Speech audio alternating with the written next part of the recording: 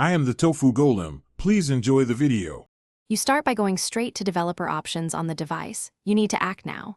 Open Settings, navigate to System, then Developer Options. Once there, find Wireless Debugging and review its state so you know whether it's active. If it's paired, note the pairing code or IP address before proceeding. That helps if you need to revoke specific hosts. Now prepare to turn the feature off. Don't skip checking authorization entries so you can remove only what's necessary.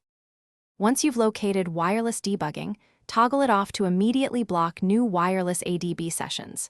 Next, tap the Paired Devices list and revoke any entries you no longer trust, removing specific host fingerprints. On the computer side, run a DB disconnect to sever active connections and a DB kill server to clear the local service. If you used pairing codes, clear those as well.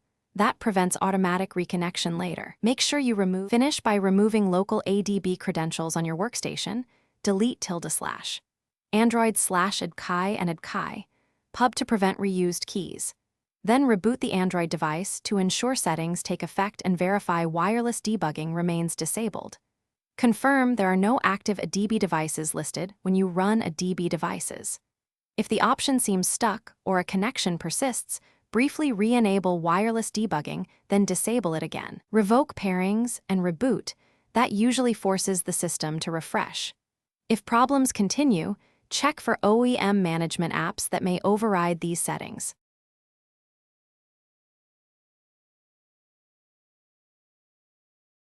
Thanks for watching. Consider subscribing if we helped you today.